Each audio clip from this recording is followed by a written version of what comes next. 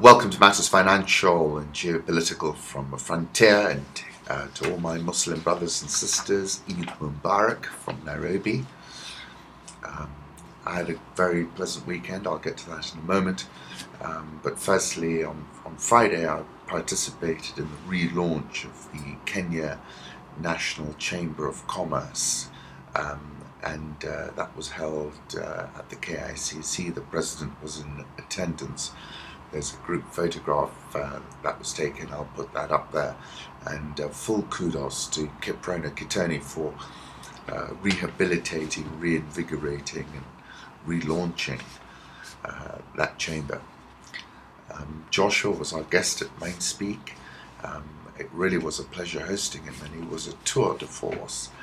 I'll put up a panorama photograph, and my tweet with that photograph was a comment that Joshua said: "The only thing that stands in front of your dreams is your determination," he said. We will edit and upload the footage by Tuesday and post it on Rich TV. There is also a Storify compilation of this session, so that link is on Rich Wrap-Ups if you care to have a look. And I spent about an hour on Sunday morning going back through all the tweets, and I'll just give you some of the flavour. Happy to hear that Joshua, as chairman of the KBA, will lower the mortgage rates to as low as 10%. Joshua said, "Some things we must totally erase from our mind and vocabulary, like to give up. And then you only live once. If you do it right, once is enough. The ones who are doing nothing shouldn't stop the ones who are doing something. Distinguish the signal from the noise." Bob was there, Bharat Thakra was there. If you have passion and determination, you don't need an alarm clock to wake you up. Very, very empowering presentation he made there, I must say. It was mind-bogglingly good. What we learned was that they've opened 2 more branches in South Sudan, and his point was that, even in the tough times, he's seeking to sort of serve the customer base. Talking of aiming to float a corporate Eurobond by 2015. We are in the era of handshakes and collaborations. Even in a period of turbulence in South Sudan, we've been able to set up 2 new branches in Juba. This is what I liked. Your greatest challenge is to outcompete yourself, to do better today than you were yesterday. Great battles are won through the belief of one person. Are you the person? Very exceptional and inspirational exposition, I must say. And you'll get a chance to look at it on YouTube within 24 hours, I hope. Bharat asked how KCB can help Kenyans raise their credit rating to secure mortgages. Joshua was speaking of 1 million mortgages, which is very interesting. Bob stood up and said, "My name is Bob Collymore and I have a question." And Joshua ducked it, but it was about his political ambitions. So we'll have that uploaded hopefully tomorrow. Home thoughts go back to Sun Tzu. Victorious warriors win first and then go to war, while defeated warriors go to war first, then seek to win. All warfare is based on deception. Hence, when we are able to attack, we must seem unable. When using our forces, we must appear inactive. When we are near, we must make the enemy believe we are far away. When far away, we must make him believe we are near. Opportunities multiply as they are seized. Political reflections, you name it, the world is aflame, Gary Samori, a former national security aide in the Obama administration, told Peter Baker the other day. We always have a mix of complicated interests. That's not unusual. What's unusual is there's this outbreak of violence and instability everywhere. Then I learned this from Business Week. Border Patrol finds an average of 1 corpse a day. in the Badlands near the US-Mexico border. In the past 15 years, the toll has reached 5,570, exceeding all US combat deaths for the wars in Iraq and Afghanistan combined. No matter, this jumping now to foreign affairs, no matter how and when the conflict between Hamas and Israel ends, two things are certain. The first is that Israel will be able to claim a tactical victory. The second is that it will have suffered a strategic defeat. And I concluded by saying, the game changer has been how social media has meant for the first time the framing of the conflict is now being done in real time from the ground up. And that therefore Israel has lost control of the framing of this conflict, and completely. The Pentagon intelligence chief is saying destroy Hamas, asking something worse would follow. Indeed, I'd agree with that as well. I'll put up a photograph of smoke from an Israeli airstrike rising over the Gaza Strip, and then just to give you one point from a piece I read on Asia Times by Ahsan Arari. Why no Arab state cries for Gaza? Considering that the Arab autocrats view the entire world through the prism of how new global events might affect the durability of their regimes. Robert Kaplan has written a piece, East Africa Rising, the Greater Indian Ocean as the maritime organizing principle of geopolitics, uniting the entire arc of Islam, including the Red Sea and Persian Gulf, East Africa, the Indian subcontinent and Southeast Asia.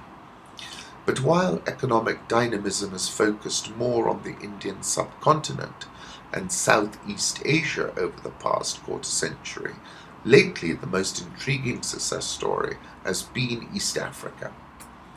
So while the situations look dire in Ukraine and Gaza this week, take a moment to look at a part of the world once deemed hopeless that is quietly experiencing a regeneration. From Mozambique northward to the confines of Somalia even, there's been sustained progress and renewed hope. Over the past 10 years, annual GDP growth rates have averaged 8% in Mozambique, 7% in Tanzania, 5% in Kenya, 10% in Ethiopia. Tens of billions of dollars are in the process of being poured into Mozambique and Tanzania to tap into vast offshore deposits of natural gas intended to feed growing demand in both South and East Asia at the other end of the Indian Ocean. Meanwhile, hydrocarbon exploration is occurring in northwestern Kenya and off Kenya's coast, as well as in the interior reaches of East Africa, particularly in the Great Rift Valley Basin, stretching through parts of Uganda and the DRC and Tanzania. Saying exploring for energy is not the only development in East Africa. Growing middle class, attendant consumer sector, along with increased economic and political integration, contributing to significant foreign interest in building road, harbour, rail and power projects that will connect these Indian Ocean countries with Africa's interior.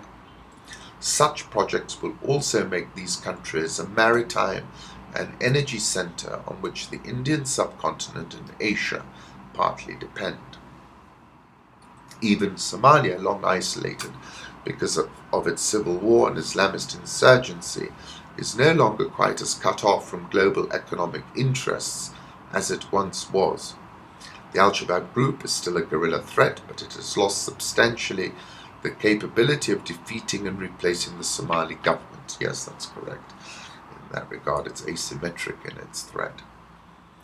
Talking about a multi-year effort by African Union peacekeepers, Somalia slowly and tenuously moves in the direction of stabilization.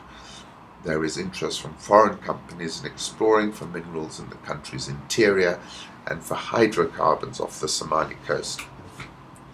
Rich offshore natural gas fields as well. In the eastern DRC, may be on the long march to greater stability, as peacekeepers from South Africa, Tanzania, and Malawi have been making some headway against Rwandan-backed guerrillas there. If this trend continues, there is sure to be more foreign interest in the region's vast yet underdeveloped mining sector, even as Uganda becomes a hub for a cross-border trade in hydrocarbons and consumer goods for Central East Africa. Rwanda too has attracted investment in its agriculture and light manufacturing industries. Referencing South Sudan, saying that's going in the opposite direction toward greater dissolution. That's a fact. But overall trend in this vast region is dominated by increasing foreign investment in the pursuit of natural resources, but this level of investment would simply not be possible without greater political and economic stabilization itself. Certainly the defeat of the Soviet Union had a positive effect on Africa, albeit delayed and indirect. Saying that further encouraging this is the large-scale presence of the Chinese nearly everywhere in Africa. The real test will come as the wealth from natural resources continues to accumulate. Will that money be stolen by new elites, or will it diffuse through societies so that the result is more modern middle classes that can in turn stabilize and expand effective institutions and a culture of civility and human rights? The risk of another descent into rampant corruption and misrule is real, since hydrocarbon and mineral wealth are of the kind whose profits can be concentrated into relatively few hands. The bottom line question is this: will the presidency control the hydrocarbons, such as is the case in Angola or Nigeria, or will the institutions of the state and the private sector be empowered to develop and adjudicate the pursuit of Africa's emerging resources? One thing is clear: economic change is ever present and vibrant throughout East Africa. The region's geographical orientation itself may be changing. Rather than be part of a once lost and anarchic continent, the area from Mozambique north to Ethiopia may be in the process of becoming a critical nodal point of the dynamic Indian Ocean world. And I've said this several times actually. I go back to August last year when I said I'm certain that the eastern seaboard of Africa from Mozambique through Somalia is the last great energy prize in the 21st century. I referenced Professor Felipe Fernandez Amesto, who explained why the precocity of the Indian Ocean as a zone of long-range navigation and cultural exchange is one of the glaring facts of history, made possible by the reversible escalator of the monsoon. I have no doubt that the Indian Ocean is set to regain its glory days, as Mr. Kaplan is saying. China's dependence on imported crude oil is increasing, and the US's, interestingly, is decreasing. I am also certain the eastern seaboard of Africa from Mozambique through Somalia is the last great energy prize in the 21st century. Therefore, control of the Indian Ocean becomes kind of decisive. And in fact, with control, China can be shut down quite quickly because of the choke points. Therefore, sine qua non of President Barack Obama's pivot to Asia is US NATO power projection of the Indian Ocean in order to be able to effect distant blockade operations. That's an opportunity to give you a photo journey through the eastern seaboard of Africa. Pemba, this is a photo I took as we returned from Maputo. Didn't the sea look blue? Maputo evening. This was out of the hotel room one evening as I looked out onto the ocean. Lovely fuchsia pink there. And then finally the setting sun in Lamu, which I took quite some time ago. An Al-Qaeda-linked group fighting in Syria has released a video of the first American to carry out a suicide attack in the country's civil war, showing him smiling and saying he looked forward to going to heaven. Western countries have urged their citizens to leave Libya as civil war intensifies. British nationals in Libya should leave now by commercial means, the Foreign Office said. Britain's embassy would remain open but with reduced staff. France, Germany, Netherlands issued similar warnings. The situation is extremely unpredictable and uncertain. The German Foreign Ministry said German nationals are at increased risk of kidnapping and attacks. Early on Sunday, a vehicle carrying a British diplomat was ambushed and sprayed with gunfire on the outskirts of Tripoli. I'll put up a photograph of the fighters from the Misrata Brigade firing at Tripoli airport on Saturday, amid turmoil in the Libyan capital.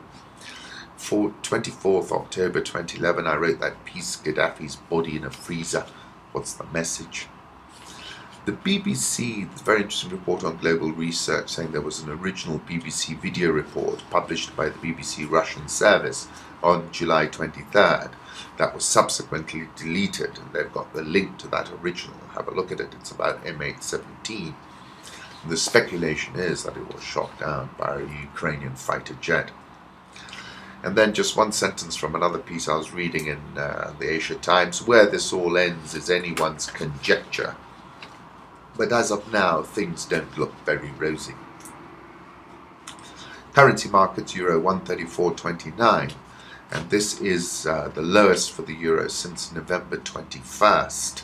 And that's interesting. That's a breakdown on the charts. Dollar index 81.04, Japanese yen 101.82, Swissy 0.9050, pound holding below 170 at 169.76, Aussie back below 94 at 0.9390, India rupee 60.09. Interestingly, implied volatility fell to a 2008 low, June 2008 low. South Korean won 10.24.43, Rial 2.22.92, Egyptian pound, where it's been for eternity, 7.15.09, South African rand 10.49.81. That's been strengthening, interestingly. The dollar has risen 1.3% in the past month. It is the best performer among 10 developed nation currencies tracked by Bloomberg. The yen has gained 0.8% in the same period, while the euro has lost 0.5%. Euro dollar, I'll put up a 1-month chart that's clearly beginning to break down, notwithstanding the fact that the ECB for one predicted the economy will grow 1% this year. The EIU Economist Intelligence Unit showing that PMI for the Eurozone jumped to 54 in July, which looks, on a strengthening trend if you look at that chart I'm going to post. Dollar index 81.04, nearing the top of the range. Preliminary reading of a purchasing managers index of US services from market economics was at 59.8 in July. That would be the 9th straight month above the 50 level. And lots of people expecting GDP growth in the Q2 to be at 3%. Interesting article by Richard Vines about London's 10 most important restaurants for visitors, if you're interested. Gold trading above 1300 at 1305.42. 2 back-to-back weekly losses, however, but it rallied 1.1% on July 25th. Crude oil, 101.53 last, big buy, below 100 in my opinion. Dollar-denominated RTS index has dropped 14% this year. Somebody saying we're not investing in Russia because the tail risk is too high. You just don't know where the crisis is going. Equities touched a 4-year low in March. Benchmark MySex trades on 5.1 times estimated earnings, 57% discount to the MSI emerging markets gauge, biggest since 2008. It's a rock bottom price and a bit of a buy. Al Jazeera Empire has put together a very interesting piece called The New Scramble for Africa. Do have a look at that. Bloomberg is saying that Ebola requires a team Africa. There's a reason Ebola generates more terror than most viral illnesses. Doctors have no cure. And as many as 9 in 10 of its victims die. The only silver lining is that outbreaks have always been readily contained. Saying sadly the new epidemic in Africa is another story. It has killed more than 650 people in Guinea, Liberia and Sierra Leone, shows no signs of abating. Last week, Sierra Leone's top Ebola doctor became infected with the virus, and the first case was reported in Lagos. Zimbabwe has cut its 2014 growth forecast to 3.1% from 6.1%. in line with projections from the IMF. Chiang Virai said, we've become a rudderless ship, isolated from the world community.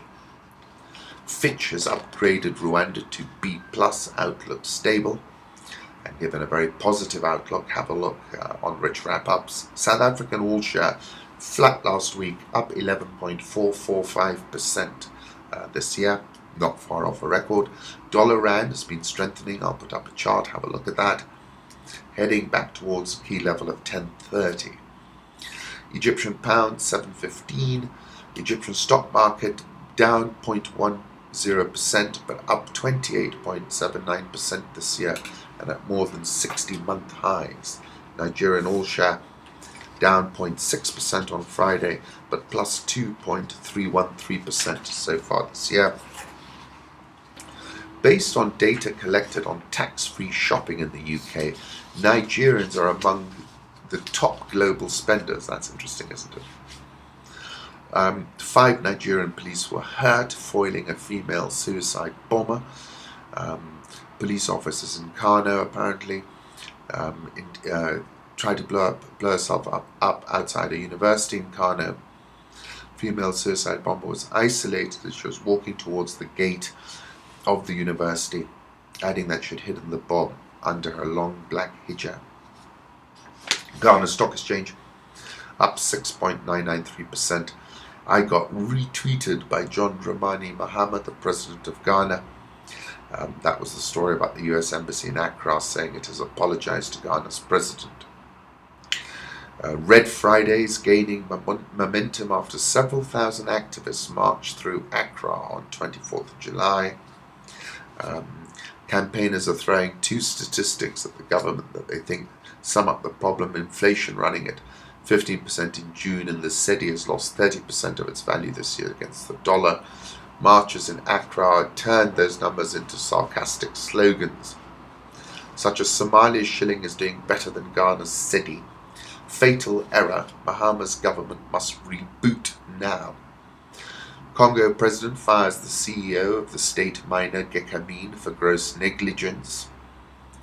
Sab Miller's Africa commentary, which is linked on Rich Wrap-Ups, provides interesting insight into the African landscape as to how places are performing. I tend to find consumption of lager tends to mimic how the economy is behaving. Interesting link provided by The Economist. Foreign direct investment into East Africa. Raw Bank, the DRC's biggest lender, said it may use the credit rating it received last week from Moody's to sell an international bond. That's interesting, isn't it? Coming to Kenya, the 5-year average growth rate picked up from 3.8% in 2012 to 5% in 2014, above the B median but below regional peers. This is Fitch affirmed Kenya's long-term foreign currency and local currency issuer default ratings at B+ and BB-. Ambassador Amina Mohammed, who's the Foreign Secretary, said, before anyone accuses us of looking east or south, look at the trade figures. Kenya police said on Friday they shot and killed 2 armed men suspected of planning an attack on a ferry in the port city of Mombasa. The men were travelling in a public minibus heading towards the ferry around the peak time of 6 p.m. When they sensed police had cornered them, one drew a grenade and tried to detonate it, but he was shot and killed before he could do so. The other had a pistol and was also killed. We think they may have been planning to attack passengers on the ferry, he told journalists at the scene. Likoni Ferry transports thousands of passengers daily from their homes on the south coast to Mombasa for work and back. It is also the main route for tourists heading to and from the airport to hotels on the popular southern beaches. Several Western nations have warned citizens about travel to some areas of Kenya, including Mombasa. Today there would have been a tragedy on this ferry had the police not noticed these suspects and acted quickly. They have saved many lives. In February this year, I wrote a piece about it because I was going to base Titanium, and I described how I was sitting on the Likoni ferry, deep in that overwhelming milieu of of humanity, and I could not help recalling Antonio Gramsci, the old is dying, the new cannot be born. In this interregnum there arises a great diversity of morbid symptoms. And as I was saying then, I suppose post-Westgate I notice how often in a day I'm at a standstill, and that the density of humanity around me means that I am in fact helpless, whether it's the Likoni Ferry or crawling at 2 mph around the Likoni environs. I'll put up, and I said these are asymmetric sweet spots, as it were. I'll put up a photograph of the Likoni Ferry taken 165 days ago, another one of the ferry taken 887 days ago, one taken at 6:45 in the morning when we were driving back to Nairobi and we had to cross the ferry. That was at 6:45 a.m. Kenya shilling was last at 87.694. Nairobi all share firmed 0.27%. It is up 10.808% this year. NSE 20 eased 0.1%. That is down 0.9541% this year. Serena Group lambasted the Kenya Tourism Board, accusing them of burying their head in the sand over the falling figures. And it's an interesting link there. HSBC is rowing against the tide, shut down its Nairobi office, and we learn that Kenya Commercial Bank is to offer Islamic banking in all its branches. Once again, I appreciate the support. We will upload Mindspeak imminently. I do once again wish all my Muslim brothers and sisters a very happy Eid. And once again, thank you for supporting me and watching this podcast.